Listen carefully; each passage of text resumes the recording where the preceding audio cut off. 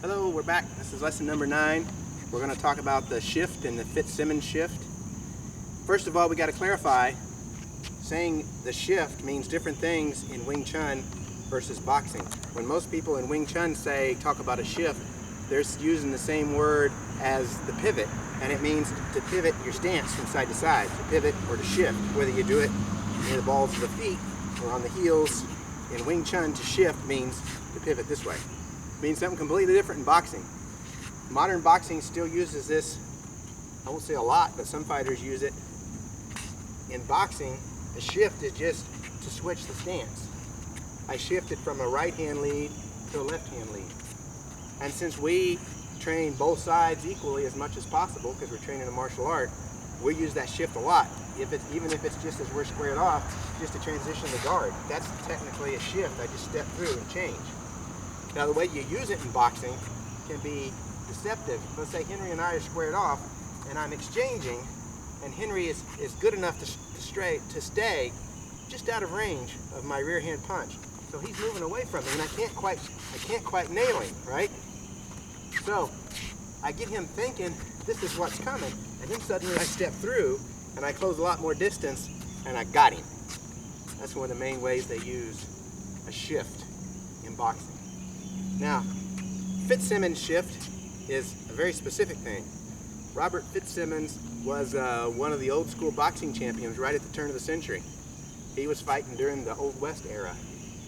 He goes down as being one of the first guys to hold title in 3 different weight divisions, and he went down as, I think, the lightest weight heavyweight on record. He was a tall, lanky guy. Like I said, he was fighting in the Old West period, and Wyatt Earp even refereed some of his fights in Nevada and other places, in Arizona. So it's kind of interesting. He also goes down as probably one of the first fighters to produce a book where it included photographs of him rather than artwork.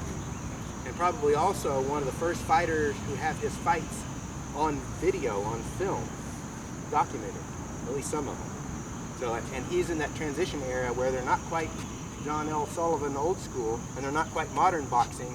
They're kind of in a mix of the two.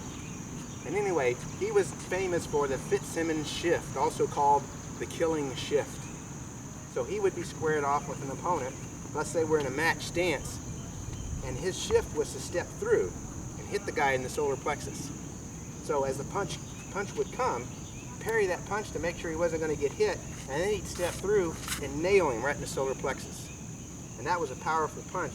And in this picture in his book, he's such a tall, lanky guy that his relationship to his opponent is he's way out here, and you could imagine he's driving all the way through, and that's a heck of a powerful blow.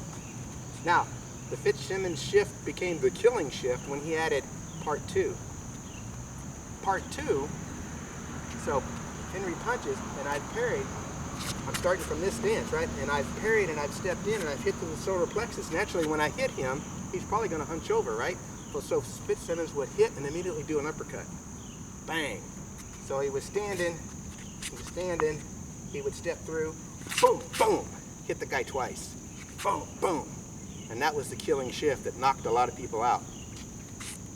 The important thing with this is that as I step through, it's not a whipping punch. As I step through, I keep my elbow against the side of my body so it's coupled with my hip, and I'm stepping through, and my step and my stance is driving that punch. It's just like digging into him. So again, if you watch here, as I step, it's coming through, right?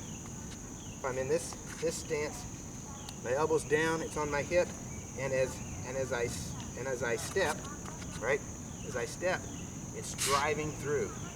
If I was in front of the heavy bag, I'd stand with this foot right almost touching the heavy bag, and I'd step past the bag and just practice hitting like that. Again, no wind up, just hit as you step. And that's the Fitzsimmons shift. And to that would add boom, boom. Right? Boom, boom. Boom, boom. Now, Henry comes back in. If he's in a stance, I can be in a mismatched stance, in which case I have to shift from my rear leg, so I have to go that way. So in this instance, if he threw a jab, I'd have to deal with the jab and as a nice straight punch came, again, I couldn't do it if it was a wide punch, but I see a nice straight punch. Again, I'm parrying as I step, and I nail him.